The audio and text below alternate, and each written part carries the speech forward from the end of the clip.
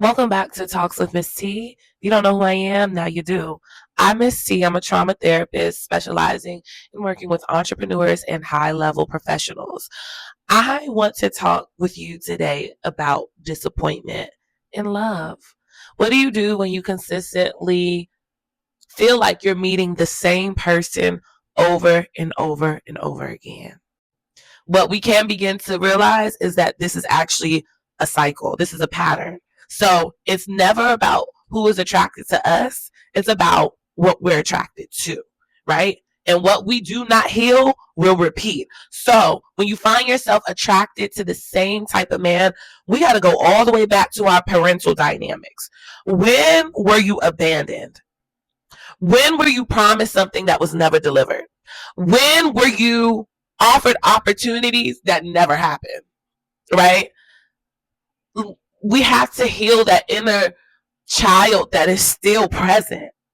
And it's so crazy because I was talking in my own journey, because no one is exempt, y'all. We all have issues and we all are actively working things out. And that's what makes life beautiful, right? So it's never regurgitated content. This is real life experience coupled with education, coupled with the Holy Ghost, okay? So it makes experiences beautiful. But I was saying, even in dating, we show up. We show up in ways that inner child needed validation. When you were 15 years old, now let's go a little bit younger than that. When you were 12, 13 years old, who did you look up to, like romantic wise? Who were your crushes? And how did your crushes typically respond to you? Were you rejected a lot? If yes, then this pattern probably followed you subtly in your 20s and your 30s and possibly beyond that. So even though you may have done the work to transform externally, that little girl, that little guy, that little person is still present. That little person that needed validation, that needed love, that needed to be affirmed, they're still present. So guess what? When someone comes along and begins to nurture or quench that thirst, you go into overdrive, and two things can happen. Either you go into overdrive, meaning like you begin to do the most, you begin chasing this validation over and over again, which can kind of like cause the other person, depending on their attachment style, to be like, this is too much. I don't want to deal with this, right? You run people away, or it can cause you to freeze, causing more of an avoidant type response. A dismissive avoidant, I want to specify very clearly. A dismissive avoidant type style. So it's so important to, even while you're dating, because honestly, yes, you can heal in relationships.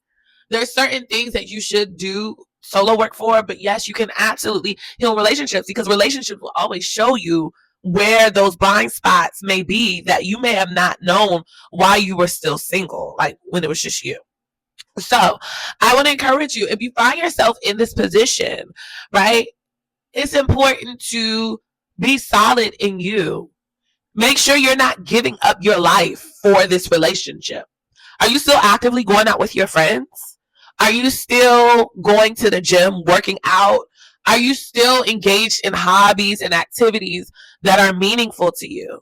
Because just because you get in a relationship doesn't mean your life ends. Just because you get married doesn't mean your life ends. This is an addition to what you are this is in addition to what you have already cultivated. That's it. Yes, your life may transform, but it should always transform for the better and not for worse. Hey, if it does for worse, you got to do some examination, okay? But if you are partnered or coupled, yes, you should still be maintaining your life. And if you are not coupled, what are you doing to cultivate a life that is healthy for you? You shouldn't just be sitting in the house scrolling all the time, right? You should not be. Actively go out and disrupt your routine. So something that has been helpful for me is I recently joined a class. Like I said, in 2026, I wanted to do something different, because it's easy. It's easy to stay in the house and do nothing, especially when it's cold. Not do nothing, but it's easy to stay in the house, be on the phone with the same people. Go outside, meet new people.